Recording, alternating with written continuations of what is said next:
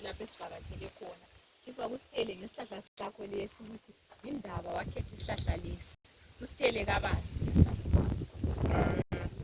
Isihlahla lesi yazi ukuthi masithanda kakhulu ngoba umthuzi siyenelisa ukuhlala abantu abaningi. Mina phela idale lami kwesikhathi kuyafika 100 kwesikhathi 50 Abantu abahlalile hlala after 2 every Friday bahlala after 2 ngicela nisitshengise idale leli ukuthi omama xa sokuthethe indaba bahlalela kuliphi baba bahlalela right.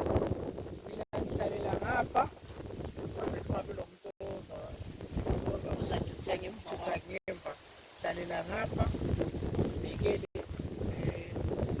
lapha hlala amasekulu sakhe that side hlala amasekulu wayemakhulu bese kusele phambili ngale yikho lapho kuhlala khona obaba nabo sebe singathi olecala abacatshangelwa ukuthi balecala bona babehlalele ngaphi. Olecala uyabe silebhentshi esilibekayo la kanti kuyabe kulomamangalelwa kulomamangala so bahlala bonke ebhentshini omunye ngapha eceleni kwebhentshi omunye ngapha baceleni betshela nje izikhala kodwa behlezi ngathenga amabhentshi vele kulamabhentshi amaningi about 20 so abantu nxa ekhona kulamacala bayathwala bazowabeka lapha sihlale so siqede lapho sesiwabisile. Nxa icala lithethwa sitshele kabanzi ukuthi kwenziwa njani. Omunye sefuna ukukhuluma umamangala sesefuna ukuzama ukuphikisa ukuthi hayi lokho asekukhuluma kayisikho lokhu hamba njani. Sezindlela okuthethwa ngayo emthethandaba nendlela okuthethwa ngalo icala esintwini kuchiyene.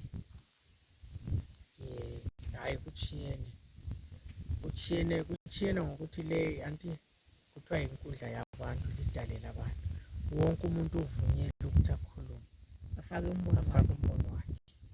Vele nxa uliloya uzwele lomunye uzommela siyahle sikuzwe inkulumo zakho wabuzikhuluma wena uzomela ubani uzommela entweni engayisiyo vele siyahle sikubona inkulumo zakho liyahle limuzwe ukuthi hayi lola nje uzomela umuntu kodwa kayisikho khona lokho kumele kanti umuntu ommelayo uyabummela ufakazi ukuthi engxenye konanga ngempela engonanga enganacala but ayikhona ilecala utshengisela ukuthi uyadefend icala nangiyani umuntu segwejiwe selecala sokuthiwa kufunakala inhlawulo kalayo khonapho limenza njani uyabuyela kumbe uyasala izihlobo zihambe zethatha inhlawulo efunekayo.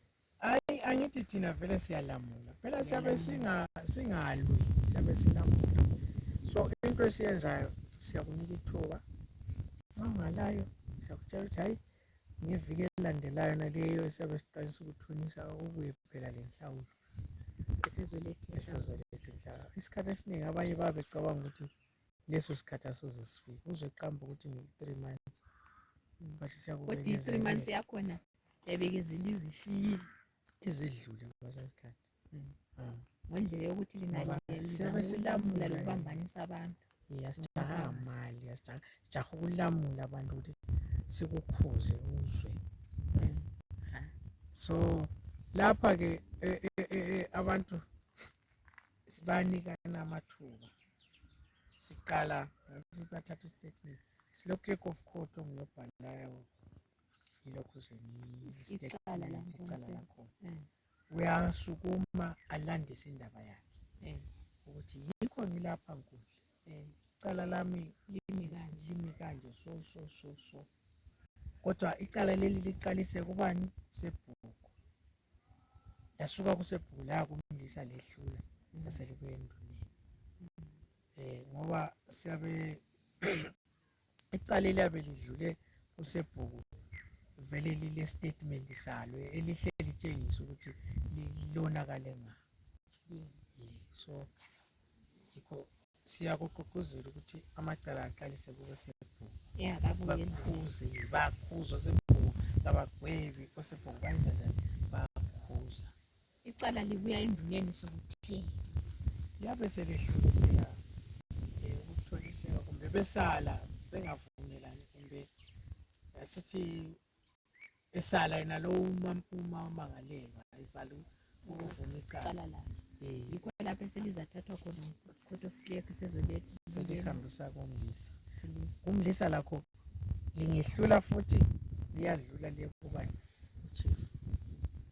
Yindlela esebenza ngayo. Hayi siyabonga chief. Silapha yeTsholotsho besivakatshele endaweni kaGampu sisenkundleni lapho kuthethwa khona enkundleni kaChief Gampu. Siyabonga.